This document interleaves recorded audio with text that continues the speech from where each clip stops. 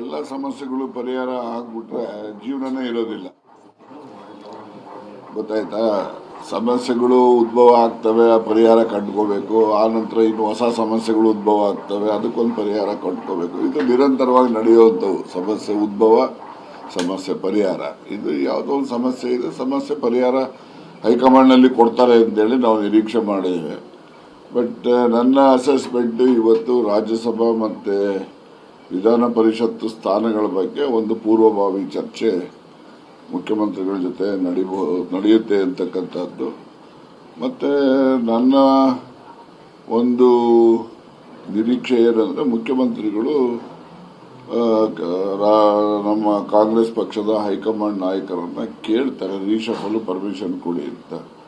ಆಗ ಯಾವುದೆಲ್ಲ ಚರ್ಚೆಗಳಾಗ್ತವೆ, KPCC ಅಧ್ಯಕ್ಷದ ಬದಲಾವಣೆ ಮತ್ತು ರೀಶಫಲ್ಲು, ಪೋರ್ಟ್ಫೋಲಿಯೋಸ್ ಚೇಂಜ್ ಮಾಡುವಂಥದ್ದು ಮಂತ್ರಿಗಳಿಗೆ. ಬಹಳಷ್ಟು ಜನ ಮಂತ್ರಿಗಳು ನಾವೆಲ್ಲ ಪಕ್ಷದ ಕೆಲಸ ಮಾಡ್ತೀವಿ ಅಂತ ಹೇಳಿ ಅವ್ರುಗಳನ್ನ ಕೂಡ ವಾಲಂಟ್ರಿಯಾಗಿ ಮುಖ್ಯಮಂತ್ರಿಗಳ ಹತ್ರ ಹೇಳ್ಕೊಂಡಿದ್ದಾರೆ. ಸೊ ಹೀಗಾಗಿ ಹೆಚ್ಚಿನ ರಾಜಕೀಯ ಚರ್ಚೆ ನಡೆಯುತ್ತೆ ಅಂತಕ್ಕಂಥದ್ದು ನಿಸ್ಸಂದೇಶ. ಅದು ಎಲ್ಲ ಮಂತ್ರಿ ಸ್ಥಾನಕ್ಕೆಲ್ಲ ಡೆಲ್ಲಿಗೆ ಹೋಗಿ ಲಾಬಿ ಮಾಡ್ತಾ ಇದ್ದಾರೆ ಸರ್, ನೀವ್ ಯಾಕೆ ಹೋಗ್ಲಿಲ್ಲ? ನಾವೇನ್ ಮಂತ್ರಿ ಆಗ್ಬೇಕಂತ ನನಗೇನಿದ್ದಿಲ್ಲಲ್ಲ. ಆಗಿದ್ದು ಆಯ್ತು, ಬಿಟ್ಟಿದ್ದು ಆಯ್ತಲ್ಲ, ಇನ್ನು ತಿರ್ಗಿ ಏನಿದೆ. ಅದರಿಂದ ಮಂತ್ರಿ ಕೆಲಸ ನೋಡ್ರಿ, ಕೆಲಸ ಮಾಡೋರಿಗೆ ಮಂತ್ರಿ ಕೆಲಸನೇ ಇರಬೇಕು ಅಂತ ಏನಿಲ್ಲ. ನಾವು ಜನಪರವಾಗಿ ಬಡವ್ರ ಪರವಾಗಿ ಏನೆಲ್ಲ ಮಾಡಬಹುದಾಗಿದೆ ಅದನ್ನು ನಾನು ಪ್ರಾಮಾಣಿಕವಾಗಿ ಮೊದಲಿಂದನೂ ಮಾಡ್ತಾ ಬಂದಿದ್ದೀನಿ, ಇವತ್ತು ಮಾಡ್ತೀನಿ, ಮುಂದೆನೂ ಮಾಡ್ತೀನಿ.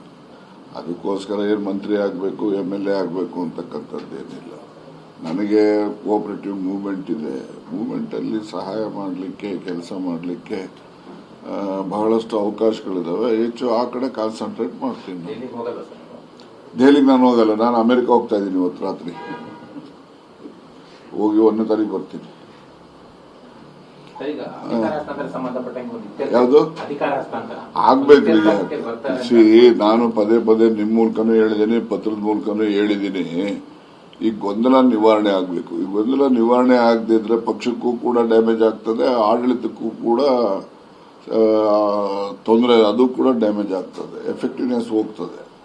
ಈಗ ಅಧಿಕಾರಿಗಳು ನೋಡಂತಾಳಪ್ಪ, ಇದೇನೋ ಇದಂತೆ ಅದಂತೆ, ಮಂತ್ರಿ ಬದಲಾಗ್ತಾರಂತೆ, ಮುಖ್ಯಮಂತ್ರಿ ಬದಲಾಗ್ತಾರಂತೆ ಅಂತಕ್ಕಂಥದ್ದು ಎಲ್ಲೋ ಒಂದು ಸಂಶಯ ಅವ್ರ ತಲೆನಲ್ಲೂ ಇರ್ತದೆ. ಅದರಿಂದ ಮಂತ್ರಿ ಬದಲಾಗ್ತಾರೆ, ಹೊಸ ಮಂತ್ರಿ ಬರ್ತಾರೆ, ಏನ್ ಹೇಳ್ತಾರೆ ನೋಡಂತಾಳು ಅನ್ನೋರು ಒಂದಷ್ಟು ಜನ ಇರ್ತಾರೆ. ಇನ್ನೊಂದಷ್ಟು ಜನ ಮುಖ್ಯಮಂತ್ರಿನೇ ಬದಲಾಗ್ತಾರೆ, ಏನಾಗ್ತದೆ ನೋಡೋಣ ಇರುವನೋರು ಇರ್ತಾರೆ. ಈ ಬ್ಯೂರೋಕ್ರಾಟ್ಸ್ ಇರ್ತಾರಲ್ಲ, ಅವರು ಯಾವ ಪಾರ್ಟಿ ಬರಲಿ, ಯಾರ ಅಧಿಕಾರಕ್ಕೆ ಬರಲಿ, ಅವರಂತೂ ಪರ್ಮನೆಂಟ್ ಗಿರಾಕಿಗಳು ಅವರು. ಅದರಿಂದ ಅವ್ರ ಥಿಂಕಿಂಗೇ ಬೇರೆ ಇರ್ತವೆ. ಹಾಗಾಗಿ ಕೆಲಸ ಕಾರ್ಯಗಳು ನಡಿಬೇಕಲ್ಲ, ನಡೀತಕ್ಕಂಥದ್ದಕ್ಕೆ ಅದು ಒಂದು ವೇಗ ಕಡಿಮೆ ಆಗ್ತದೆ ಅಂತಕ್ಕಂಥದ್ದು. ಅದಕ್ಕೋಸ್ಕರ ಈ ಗೊಂದಲ ನಿವಾರಣೆ ಮಾಡಬೇಕು. ಮುಖ್ಯಮಂತ್ರಿಗಳನ್ನ ಮುಂದುವರಿಸೋದು, ಅವರಿಗೆ ರೀಶಫಲ್ಗೆ ಅವಕಾಶ ಕೊಡೋದು ಅಥವಾ ಬದಲಾವಣೆ ಏನು ಹೈಕಮಾಂಡ್ ತಲೆನಲ್ಲಿ ಏನಿದೆಯೋ ಅದನ್ನು ಅವರು ಜಾಗೃತಿ ತೀರ್ಮಾನ ಮಾಡಬೇಕು, ವಿಳಂಬ ಮಾಡಬಾರ್ದು ಅಂತಕ್ಕಂಥದ್ದು ನನ್ನ ಒಂದು ಬೇಡಿಕೆ. ನೀವು ಕೂಡ ಸಾಕಷ್ಟು ಹಿರಿಯರಿದ್ದೀರಿ, ಡೆಲ್ಲಿ ಮಟ್ಟದ ಸಾಕಷ್ಟು ಕಾಂಟ್ಯಾಕ್ಟ್ ಇರುವಂತದ್ದು. ಮುಖ್ಯಮಂತ್ರಿ ಬದಲಾವಣೆ ಆ ಥರದ್ದು ಏನಾದ್ರು ಇದೆಯಾ ಸರ್? ಎಲ್ಲಿ ಮುಖ್ಯಮಂತ್ರಿ ಬದಲಾವಣೆ ಚರ್ಚೆ ಆ ಥರದ್ದು ಏನಾದ್ರು ಇದೆಯಾ? ನೋಡಪ್ಪ, ಅವ್ರ ತಲೆನಲ್ಲಿ ಏನಿದೆ ಅಂತೇಳಿ ನಾವು ಊಹೆ ಮಾಡ್ಲಿಕ್ಕೆ ಆಗೋದಿಲ್ಲ.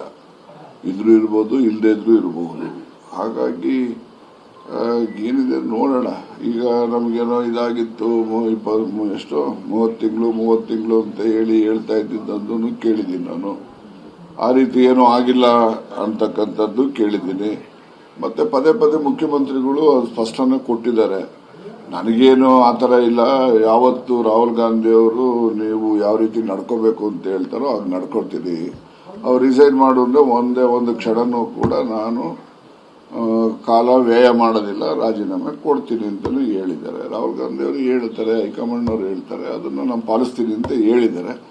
ಅಷ್ಟು ಹೇಳಿದ್ಮೇಲೆ ಗೊಂದಲ ಏನಿಲ್ಲ. Now the ball is in the court of the high command.